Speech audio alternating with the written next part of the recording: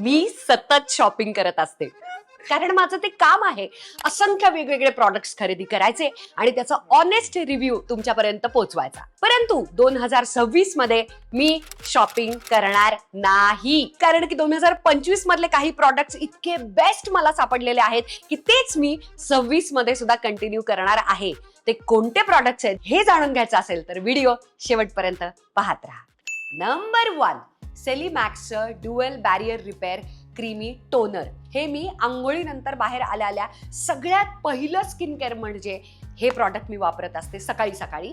पुन्हा एकदा ते वापरत नाही. सगळ्या स्किन टाईपला सूट होतं, स्पेशली माझ्यासारख्या सेन्सिटिव्ह स्किनसाठी. स्पेशली तुम्हाला जर तो ग्लो, हायड्रेशन, तुकीत हेल्दी स्किन जर पाहिजे असेल तर तुमच्या स्किन केअरच्या रुटीनमध्ये हे टोनर असायलाच पाहिजे. जे आपण एका बाजूला कंटिन्युअसली खूप स्ट्रॉंग ऍक्टिव्ह सिरम्स आणि ऍक्टिव्ह इन्ग्रेडियंट्स वापरत असतो, परंतु ते जे बॅरियर आहे, ती जी वॉल आहे आपल्या त्वचेची सगळ्यात बाहेरची, ती रिपेअर करण्यासाठी, हायड्रेट, पोषण, भरपूर त्याला ताकद मिळण्यासाठी मात्र आपण काहीच करत नाही. आणि त्याच्यातली पहिली स्टेप म्हणजे हा क्रीमी टोनर आहे. प्रचंड हायड्रेटिंग आहे, वापरून बघा आणि हायड्रेटेड तुकीत स्किनसाठी तुम्ही मला थँक्यू म्हणाल.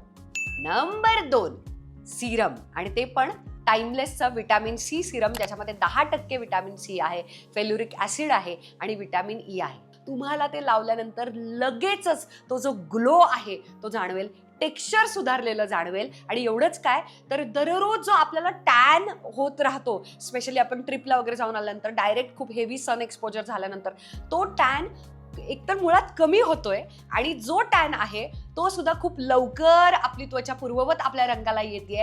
हे विटॅमिन सी सिरम वापरल्यानंतर असं माझ्या लक्षात आलं, पाण्यासारखं आहे, अतिशय सुंदर आहे. Give it a try. 2026 मध्ये मी हे कंटिन्यू करणार.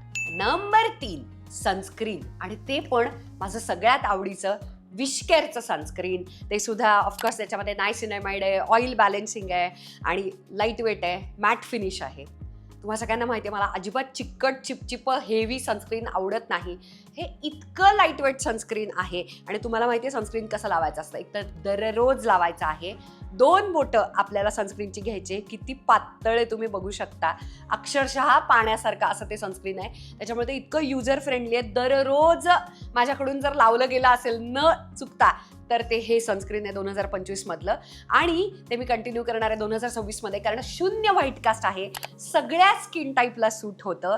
स्पेशली ॲक्ने प्रोन आणि ऑइली स्किन आहे आणि आपल्याकडे भारतात इतकी ह्युमिडिटी आणि घाम, प्रदूषण या सगळ्याच्यामध्ये सुद्धा ते टिकून राहणारं आहे.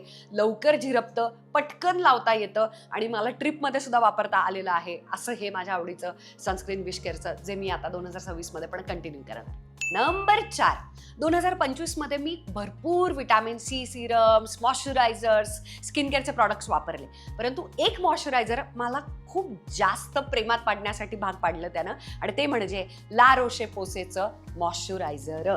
आणि ते सुद्धा कोणतं तर ट्रिपल रिपेअर मॉइश्चरायझिंग क्रीम. लहान मुलांना चालतं, मोठ्यांना चालतं, हातापायाला चालतं, चेहऱ्याला चालतं, आणि तरी सुद्धा अजिबातच यानं पिंपल्स, ॲक्ने काहीही येत नाही. सगळ्या स्किन टाईपला सूट होणारं. याच्यावरती मेकअप सुद्धा जबरदस्त बसतो, प्रचंड हायड्रेटिंग आहे. आणि लिपिड रिपेअर नावाचा जो प्रकार असतो ना, पुन्हा एकदा आपल्या स्किन जे बॅरियर आहे त्याला नुसतं पोषण देत नाही तर त्याला स्ट्रॉंग त्या वॉलला करतं, असं ते आहे. हायड्रेशन लेवल जबरदस्त आहे. अतिशय सुंदर मॉइश्चरायझर आहे. Give it a try. Number 5, विशकेअरचं underarm roll on serum. Serum का म्हटलंय, कारण 5% AHA आहे, 3% कोजिक ऍसिड आहे.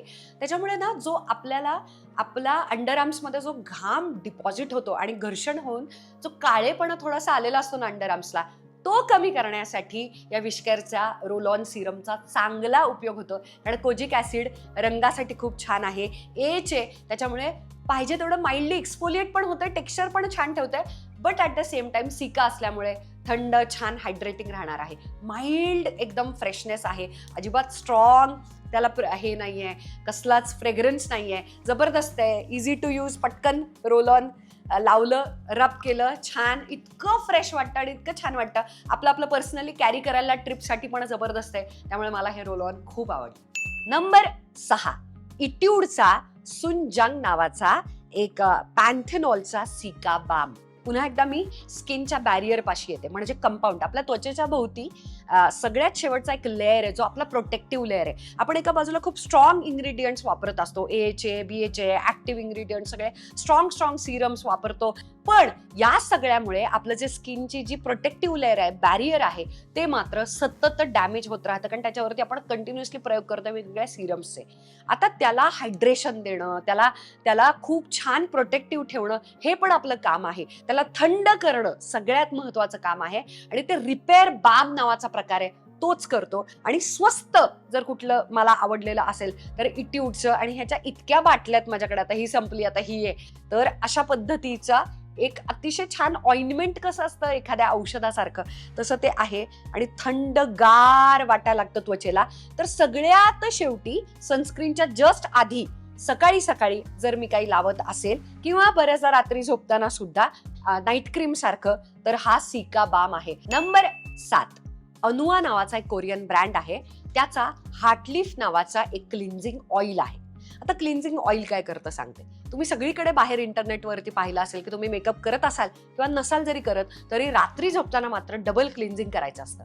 आता डबल क्लिन्झिंग म्हणजे आपल्याला काय वाटतं की जो चेहऱ्याचा साबण आहे, फेस वॉश आहे, तोच 2दा लावायचा, तर ते तसं नाहीये. एकदा तेलानं चेहरा साफ करायचा असतं, येस, आणि दुसऱ्यांदा मात्र आपल्या आवडीचा जो फेस वॉश आहे सूट होणारा, ते मात्र चेहऱ्याला लावायचं. आता तेलानं चेहरा धुवायचा म्हणजे काय, तर हे जे असे माइल्ड, स्पेशली अनुवाचे हे हार्टलिफ्टचं क्लिन्झिंग ऑइल आहे, जबरदस्त आहे, तेलासारखं असतं, पंप आहे त्याचं घ्यायचं तेल, अक्षरशः तेल कसं असतं तसं ते तेल आहे, ते चोळायचं, तुम्हाला हाताला दिसत असेल, अक्षरशः तेलासारखं आहे. मेकअप प्रचंड सुंदर, एकूण ना एक कण निघतो स्वच्छ, कितीही वॉटरप्रूफ स्ट्रॉंग मेकअप केलेला असला, डोळ्यांना आग होत नाही, सेन्सिटिव्ह स्किन असेल, आईज असेल, सगळ्याला सूट होतं. आता संपूर्ण मेकअप काढला, मेकअप जरी नाहीये तरी प्रदूषण, धूळ, सगळं तेल घेऊन चेहरा चोळला, त्याच्यानंतर पुसायचं नाहीये, पाणी घ्यायचंय, आणि पाणी जर याच्यावरती मारलं तर याचा साबण होतो, आणि साबणासारखा चेहरा धुतला जातो. संपूर्ण चेहरा धुतल्यानंतर मग तुमच्या आवडीचा फेस वॉश लावायचा आहे, आणि दॅट्स इट. वर्षानुवर्ष अतिशय प्रामाणिक मतं मी तुमच्याबरोबर शेअर करत असते. मग ते प्रॉडक्ट असेल, सर्व्हिस असेल, लुक्स असतील, जे काही माझ्या आयुष्यात चालू असेल, एखादा नवीन विचार असेल, हेच मी आता दर मंगळवारी बाई मुद्द्यावर याच्या निमित्तानं एखाद्या एक्सपर्ट बरोबर त्यांना मुद्द्यावरती आणण्याचा प्रयत्न करते, किंवा शुक्रवारी स्वतःची मतं घेऊन तुमच्या समोर हजर राहते. दोन्ही वार चुकवायचे नसतील तर सबस्क्राईब केलं नसेल तर अजूनही चॅनलला प्लीज सबस्क्राईब करा. नंबर 8, अजून एक ब्रँड. खूप सारे 2025 मध्ये भारतामध्ये कोरियन ब्रँड्स आणि इंडियन खूप कमाल ब्रँड्स सगळे आले, आणि ते वेगवेगळे प्रॉडक्ट्स मी ट्राय केले, आणि त्याच्यातलं मला आवडणारे रेटिनॉल्स होते ते म्हणजे मेडिकल स्टोअर मधून आलेले रेटिनॉल, जे खूप स्ट्रॉंग रेटिनॉइन असतात, जे सगळ्यांना सूट होईलच असं नाही, तर ते सुद्धा मी वापरलेलं आहे. मी वर्षानुवर्ष वापरते, त्यामुळे ते मला सूट होतं. परंतु एक जो ब्रँड आहे सेली मॅक्स नावाचा, कोरियन, ओ माय गॉड, त्यानं हा जो रेटिनॉल शॉट नावाचा एक रेटिनॉलची माइल्ड, आणि त्याच्यामध्ये पॅन्थेनॉल सुद्धा आहे 1%, आणि 0.1% रेटिनॉल आहे. तर रेटिनॉल हे सुद्धा एक तर मुळात हे व्हिटॅमिन ए पासून डिराइव्ड आहे, ह्याचं माइल्डर व्हर्जन रेटिनॉइन पेक्षा सुद्धा रेटिनॉल आहे. ते मी लावते कशी, रात्रीच्या वेळेला, ऑफकोर्स डबल क्लिन्झिंग झाल्यानंतर, चेहरा धुवून बाहेर आल्यानंतर, आधी एक छानशा माझ्या आवडीच्या कोणत्याही मॉइश्चरायझरचा लेअर मी लावते, त्याच्यावरती याला पी साईज, म्हणजे अक्षरशः एखादा शेंगदाणा असतो ना तेवढाच सगळीकडे लावते आणि मुरवते. छान एक पिवळसर एक डॉट लावल्यानंतर तुम्हाला कळेल एक असा छानसा गोल्डन, त्याला एक थोडासा चमक आहे, आणि ते सगळीकडे लावल्यानंतर प्रचंड माइल्ड आणि सगळ्यांना सूट होतं. पण रेटिनॉल हा शक्यतो लेट 20s किंवा 30sच्या नंतरच लावायचं, त्याच्या आधी तुम्हाला सेल टर्नओव्हरची मुळात गरजच नसते, त्यामुळे लहान वयातल्या मुलींनी हे लावायचं नसतं. प्रत्येक स्किन टाईप हे लावू शकते. 2025 मध्ये मला हा मिळाला भारतात. Thank you Celimax. नंबर 9, विशकेअरचं हेअर ग्रोथ सिरम कॉन्सन्ट्रेट. तुम्ही आता जे केस बघताय, 2025ची जी सुरुवात होती तेव्हा अजिबात एवढे डोक्यावरती केस नव्हते, अक्षरशः वाकल्यानंतर सुद्धा स्कल्प दिसायचं, एका पॉइंटला तर प्रॉपर स्कल्प, त्या बाजूनं भांग सुद्धा पाडता येत नव्हता, आणि आता एवढे केस झालेत, मला इतकं छान वाटतंय. कारण त्याचं कारण सांगते मी. अतिशय सिन्सिअरली, शिस्तीनं, रेग्युलरली, निगुतीनं हेअर ग्रोथ सिरम लावलेला आहे. आठवड्यातून किमान 5 वेळा मी हेअर ग्रोथ सिरम लावायचे. सगळ्यात अप्रतिम म्हणजे इतकं हॅसल फ्री आहे, स्प्रे आहे, त्याच्यामुळे मुळाशी त्याला स्प्रे केलं, ओके 5 ते 6 मस्त छान छान मोठे मोठे स्प्रे केले आणि मुरवलं की काम झालं. तुम्हाला ते चिकटपणा पण जाणवत नाही, तुम्ही काहीतरी लावलंय ते पण जाणवत नाही. अतिशय हलका मसाज केला तर कर्ल सुद्धा जसेच्या तसे राहतात. आणि कधीतरी तुम्हाला जर हेअरस्टाईल वेगळ्या पद्धतीची करायची असली तरी सुद्धा हे भरपूर लावता येतं आणि छान तुम्हाला ते स्लीक बनची वगैरे पण हेअरस्टाईल याच्यामध्ये करता येते. ते मला खूप आवडलं. ॲनागेल आहे, रेडेन्सिल आहे. सगळ्यात आधी हेअरफॉल थांबतो. भयानक मॅसिव्ह माझा हेअरफॉल होत होता, तो आधी कमी झाला. त्याच्यानंतर हेअर ग्रोथसाठी बेबी हेअर यायला लागतं, तुम्हाला लगेचच कळायला लागतं. त्याच्यामुळे विशकेअरचं हे जे हेअर ग्रोथ सिरम कॉन्सन्ट्रेट आहे ते मी 2026 मध्ये पण कंटिन्यू करणार आहे, कारण मला असेच भरपूर केस डोक्यावरती हवे आहेत. नंबर 10, एखाद्या क्रिएटरला मला सपोर्ट करायला खूप आवडतं. स्त्री असेल आणि सपोर्ट करायला आवडतं. दीपा खोसला म्हणून एक क्रिएटर आहे, तिनं इंडिवाइल्ड नावाचा ब्रँड लॉन्च केला आणि त्याचे वेगवेगळे प्रॉडक्ट, चंपी ऑइल, त्याच्यानंतर हे स्टिक, ओके, ही पण लॉन्च केली आणि मला स्टिक सगळ्यात जास्त आवडली. मी त्याचं कारण सांगते. मी हेअर ग्रोथ सिरम पण विशकेअरचं लावत असते. वेगवेगळ्या बऱ्याचदा मला तर हेअर वॉश करायला पण वेळ मिळत नाही, कारण मी एक आई पण आहे. पण छान तर दिसायचं असतं, कारण की दररोज उठून शूटिंग असतं. तर तो जो स्लीक हेअर बनचा जो लुक आहे ना, तो मला खूप आवडतो. तो इतका छान दिसतो, खूप प्रोफेशनल आणि खूप मॉडर्न, आणि जॉलाईन पण इतकी शार्प त्याच्यात दिसते. तो लुक तयार करण्यासाठी मी वेगवेगळे वॅक्स लावायचे, हेअर वॅक्स लावायचे, हेअर स्प्रेज मारायचे. आता हे सगळे प्रॉडक्ट्स आहेत ना, हे सतत रोजच्या आयुष्यामध्ये तुम्ही जर वापरले तर ते हार्मफुल आहेत. तर मी असं काहीतरी शोधत होते की तो लुक स्लीक बनसा, मॉडर्न, सेक्सी तो तयार करता येईल, पण केसांना खूप जास्त पोषण पण देईल. आणि ते मला प्रॉडक्ट सापडलं, म्हणजे ही स्टिक. अरे काय, म्हणजे मी माझ्या केसांना पोषण देतेय तेलासारखं, आणि तरी ही स्टिक एवढे छोटे छोटे न ऐकणारे बेबी हेअर सुद्धा इतके स्लीक बसवते. जबरदस्त आहे. तुम्हाला कुठची तरी हेअर स्टिक वापरायचीच आहे तर ते जे घाणेरडे हेअर जेल किंवा वॅक्स असतात ते घेऊ नका. त्याच्याऐवजी ही इंडिवाइल्डची हेअर स्टिक घ्या. नंबर 11, केसांचा सुद्धा लिव्ह इन कंडिशनर आणि जेल. माय गॉड, ते ब्रँड म्हणून माझ्याकडे आधी आलं. त्यांचे आधी वेगवेगळे प्रॉडक्ट्स पण मी ट्राय केलेले आहेत, पण लव्ह ब्युटी अँड प्लॅनेटचं लिव्ह इन कंडिशनर आणि जेल मी ट्राय केलं आणि मला झालं माय गॉड, इतक्या अफोर्डेबल रेंजमधलं इतकं बेस्ट कुरळ्या केसांसाठीचं प्रॉडक्ट मी 2025 मध्ये वापरलेलंच नाही. ओके, तुमचे केस पातळ असू दे, तुमचे केस कमी असू दे, म्हणजे हेअरफॉल खूप झालाय आणि संख्याच खूप कमी असू दे, किंवा एक एक केस सुद्धा फाईन असू दे, तुम्हाला तो नीट जसाच्या तसा राहावा, काही दिवस तरी ते कर्ल्स जसेच्या तसे राहावे, यासाठी चांगला होल्ड लागतो. केस धुतल्यानंतर, शॅम्पू कंडिशनर झाल्यानंतर बाहेर जेव्हा येतो तेव्हा ओल्या टिपटिप पाणी गळत असतं, तेव्हा मी हे लिव्ह इन कंडिशनर त्याला लावते. इतकं हायड्रेशन, इतकं सुंदर मऊ होतं मॉइश्चर, कारण कुरळे केस नेहमी ड्राय फ्रीझी होतात, तर त्याला भरपूर हायड्रेशन मिळतं, पण तरी सुद्धा ते असे चप्पट वे डाऊन होत नाहीत अजिबात. आणि त्याच्यानंतर थोडेसे ओले असतानाच त्याच्यावरती मी लगेच जेल लावते आणि त्या ओल्या केसांवरती जे जेलमुळे परफेक्ट केस जे कुरळे होतात आणि कंगवा सुद्धा लागत नाही, आणि फक्त हाताने असे विंचरल्यानंतर हे जे आत्ता सुद्धा जे मी कर्ल्स घेऊन बसलेले आहे ते या 2 प्रॉडक्ट्समुळे. त्यामुळे तुम्ही कुरळ्या केसांचा कुठचाही शॅम्पू कंडिशनर जरी यांचा पण छानच आहे, तो मी वापरलेला आहे, पण त्याच्यानंतर मात्र अफोर्डेबल रेंजमधला मला हा बेस्ट लिव्ह इन कंडिशनर आणि जेल सापडलेलं आहे. नंबर 12, 2025 मध्ये वेगवेगळे मेकअपचे प्रॉडक्ट सुद्धा मी ट्राय केले, परंतु एक लिपस्टिक माझ्या लक्षात राहिली आणि ती म्हणजे अफोर्डेबल रेंज मधली मार्सची लव्ह लावणी नावाची शेड आहे. ऑरेंज कलरची, जे बाहेरून तुम्हाला दिसतंय टेराकोटा ऑरेंज, ज्याला रस्ट ऑरेंज पण म्हणतात किंवा बर्न्ट ऑरेंज सुद्धा म्हणतात, जी मी आत्ता पण लावलेली आहे. ही लिपस्टिक मला प्रचंड आवडली. बुलेट लिपस्टिक आहे, मॅट फिनिश आहे, भरपूर लॉंग लास्टिंग आहे, पण ऑफकोर्स थोडी ट्रान्सफर प्रूफ सुद्धा आहे. आणि तो जो रंग आहे ना, तो बहुतांश रंगांना सुंदर दिसणारा चांगला नारंगी रंग आहे. आणि चांगला नारंगी रंग चांगल्या ब्रँडमध्ये मिळणं, अफोर्डेबल रेंजमध्ये मिळणं खरंच खूप अवघड आहे.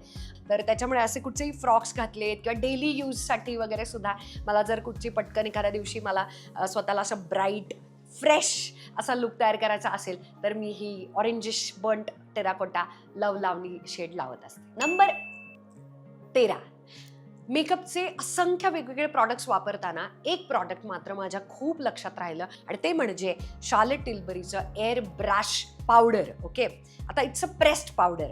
प्रेस्ड पावडर ही आपल्याला माहिती असते की फक्त टचअपसाठी वापरायची असते, परंतु जेव्हा तुम्ही तिशी क्रॉस करता आणि अंडर आईज तुम्ही कितीही झोपलात तरी सुद्धा बारीक बारीक बारीक तिथे फाईन लाईन्स यायला लागतात, तेव्हा तुमच्या लक्षात येतं की लूज पावडर जाऊन त्या रिंकल्सच्या मध्ये आत जाऊन छान बसते आणि मेकअप केल्यानंतर ती स्ट्रॉंगली दिसते. एक ब्रश घ्यायचा आणि तो ब्रश अंडर आईज ना मस्त ब्रशनं प्रेस्ड पावडरची ही जी पावडर आहे त्यानं तो सेट करायचा. हे केल्यानं माझ्या डोळ्यांच्या खाली ज्या लाईन्स आणि क्रिजेस येतात मेकअपनं फाउंडेशननं त्या येणं बंद झालेलं आहे. ते मला इतकं आवडलंय. आणि त्यानंतर शार्लेट टिल्बरीनं त्याचं छोटंसं पिल्लू पण मला पाठवलं, ते इतकं सुंदर आहे. त्याच्यातली माझी शेड आहे 2 मीडियम. नंबर 14 स्विस ब्युटी सिलेक्टची single swipe kajal pencil. Long lasting, smudge proof, एकदम हेवी ड्युटी, चांगलं सेन्सिटिव्ह आईज ना डोळ्यातून पाणी पण नाही येणार असं काजळ मी सतत शोधत असते. आणि माझं सगळ्यात आवडीचं प्रॉडक्ट जर आत्ता काजळ पेन्सिल जर कुठची असेल तर हे स्विस ब्युटीचं काजळ आहे. मला जबरदस्त आवडलं हे काजळ, हालतच नाही हे काजळ. त्याच्यानंतर ब्लॅक आय शॅडोनं त्याला जर सेटिंग पावडर सारखं सेट जर केलं मग तर तुम्हाला दुसऱ्या दिवशी किंवा रात्रीचं काजळ काढायला त्रास होईल. इतकं सुंदर ते जसंच्या तसं राहतं हे काजळ. मला भयानक आवडलं. त्याचं नावाप्रमाणे खरंच सिंगल स्वाईप आहे, स्मूथ आहे, अतिशय माइल्ड आहे. बघा, म्हणजे तुम्ही चालवलं नाही चालवलं, आता हे मी पटकन पुसलं नाही ना, ते जसंच्या तसं राहणार आहे. डीप पिगमेंटेशन भरपूर आहे, डीप असा तो काळा रंग आहे. सुंदर सुंदर काजळ आहे. सगळे महागडे काजळाच्या पेन्सिल्स एकीकडे आणि ही काजळ पेन्सिल एकीकडे. नंबर 15 प्रॉशचं जेली ब्लश आणि ज्याच्यातली शेड आहे रास्पबेरी मूड. अतिशय सुंदर जेली आहे, अक्षरशः जेली सारखंच आहे. त्याचं शेड अतिशय देखणी आहे आणि ते जेली अक्षरशः हलते ना तशी. आणि नॅचरली त्याला पाणी सुटतं जेलीचं. आणि मेकअपवरती सुद्धा अतिशय देखणा दिसणारा हा ब्लश आहे. विना मेकअपचा सुद्धा तुम्ही जेली ब्लश पटकन जरी लावलं आणि बोटाने असं थोडंसं स्मच केल्यासारखं केलं, खूप नॅचरल इफेक्ट येतो आणि लॉंग लास्टिंग आहे. इतक्या वेळ ही जेलीचा ब्लश जातच नाही. लॉंग लास्टिंग अफोर्डेबल रेंज मधला इतका चांगला जेलीचा ब्लश, फार सुंदर. आणि ते असं वाटतं खाऊन टाकावं. एक तर जेलीमुळे ती मज्जा पण येते आणि एक छानसा वास पण येतो. त्यामुळे एक धमाल मस्त प्रॉडक्ट आहे जे दिसतं पण छान. आज दाखवलेले 2025 मधले प्रॉडक्ट जे 2026 मध्ये पण मी कंटिन्यू करणार आहे वापरायला, ह्या सगळ्या प्रॉडक्टच्या लिंक्स डिस्क्रिप्शन बॉक्समध्ये दिलेल्या आहेतच. आणि वरती विशकेअरच्या पण सगळ्या प्रॉडक्टच्या लिंक आहेत आणि टॅगिंग सुद्धा मी केलेलं आहे. प्रॉडक्ट तुम्ही टॅगमधून सुद्धा खरेदी करू शकता. आणि मला थँक्यू म्हणायचं आहे विशकेअरला की त्यांनी कोलॅबरेशनमध्ये हा व्हिडिओ तुमच्या समोर आणण्याचा प्रयत्न केला. चांगल्या ब्रँड्सनं आपल्याला असोसिएट केलं की मला इतर पण सगळे जे चांगले चांगले प्रॉडक्ट्स आहेत इन्क्लुडिंग विशकेअरचे आवडलेले ते सगळे तुमच्याबरोबर शेअर करता आले. थँक्यू विशकेअर. शेवटपर्यंत तुम्ही व्हिडिओ पाहिलात त्यासाठी खूप खूप मनापासून थँक्यू. या वर्षामध्ये येणाऱ्या सगळ्या कमाल व्हिडिओंसाठी पुढे लवकरच भेटू. I love you.